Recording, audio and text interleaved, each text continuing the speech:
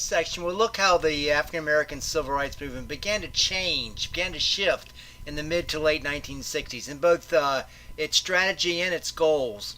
By the mid 1960s, the black civil rights movement had been largely nonviolent and led by a leadership of religious and political figures.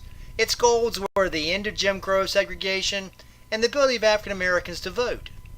By the mid-1960s, with the cornerstones of the nonviolent movement now in law, the Civil Rights Act of '64 and the Voting Rights Act of '65, the civil rights movement began to change.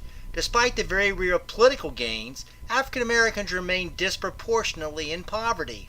While in political and electoral terms, African Americans are more equal than ever before, in economic and social terms, a tougher problem to solve, one that could not readily be remedied with legislation, African Americans had not made a lot of great progress.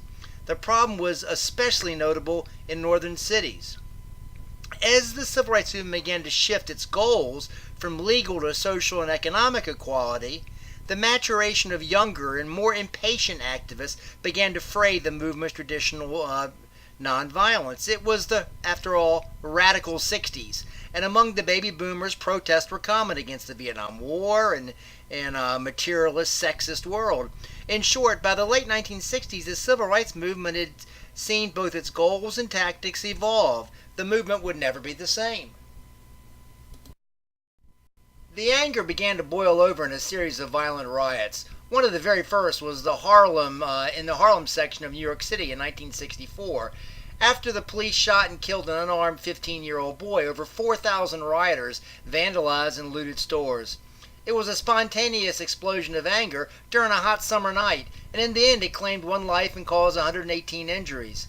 Over 460 people were arrested. The Harlem riots of 1964 were, however, only a beginning, only a foretelling of what was to come. The following year, just 5 days after President Johnson signed the Voting Rights Act of 1965, the Watts section of Los Angeles exploded in violence. Precipitated by the arrest of a black man for drunken driving, the riots lasted 6 days and appeared aimed at police and white-owned businesses. Local police struggled to contain the looting and the widespread arson, and the governor mobilized 4,000 National Guard soldiers. In the end, there were 34 deaths and over $40 million in property damage. It was the city's worst riot until the famous riots that followed the arrest of African-American Rodney King in 1992. The riots spread. Hundreds of communities experienced major riots, the worst of which took place in Newark and Detroit in July 1967. The statistics were really frightening. 26 dead, 1,000 injured, and 1,400 arrested, and whole neighborhoods gutted in Newark. In Detroit, there were over 40 deaths, 350 injuries, and 3,800 arrests. 5,000 people were burned out of their homes, and some 3,000 businesses were sacked and looted. Firebombs and rooftop sniping tore Detroit, and it took some 4,700 federal troops to restore order. Detroit reminded some observers of Berlin in 1945. A leader of the new, younger, radical civil rights movement was Malcolm X. Born in Omaha, Nebraska in 1925, the son of a preacher active in the Marcus Garvey movement, Malcolm Little pimped and sold drugs before being jailed in 1946. In prison, he converted to Nation of Islam, the black Muslim group led by Elijah Muhammad. Released in 1952 and renamed Malcolm X as a symbolic repudiation of his slave master name, he became famous as the black Muslims' most dynamic street order and charismatic leader. Building on separatist and nationalist impulses with, of course, deep roots in the black community, hitting this racial solidarity and uplift, all of that, Malcolm X called on blacks to, quote, wake up, clean up, and stand up to achieve pure independence. He was sort of very, very militant. He insisted that blacks seize their freedom, very famously by saying, any means necessary. If ballots won't work, bullets will, he said. If someone puts a hand on you, send them to the cemetery. Malcolm X proved more than a threat to traditional civil rights leaders. As his fame grew, Malcolm X traveled to Mecca, Saudi Arabia, and returned with a vision of racial relations a lot less radical. An excellent public speaker, he began to challenge Elijah Muhammad for living a life of luxury and forgetting the common African American. In February 1965, after he broke with the Nation of Islam to find a more effective approach to solving problems of blacks, Malcolm X was murdered by 3 black Muslim gunmen. He wasn't silenced because he kind of became a martyr, and his account of his life and beliefs, the autobiography of Malcolm X, became the main text of a rising black power movement and its celebration of a new black consciousness. By the late 1960s, the slogan Black Power began to symbolize a new civil rights movement. Often expressed with a clenched fist, the term expressed not only the anger that still permeated the African American community, but also a sense of racial solidarity and pride.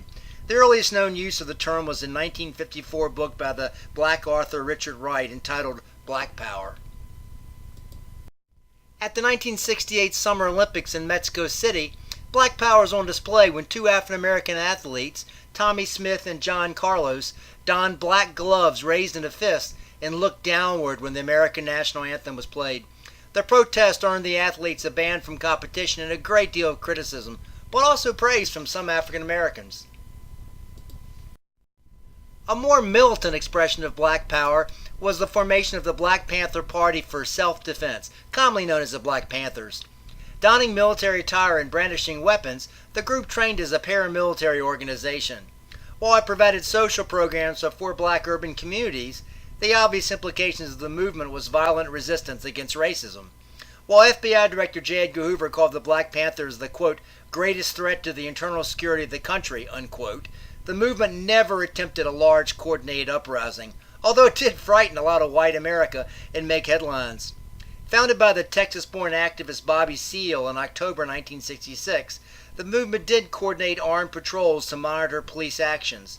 The movement eventually weakened because of connections to illegal drug activities and extortion, as well as a fragmented leadership. The Black Panther movement did provide a number of notable activists. The Minister of Information, Elridge Cleaver, wrote a famous book, Soul on Ice, a searing, inflammatory look at the racial problems.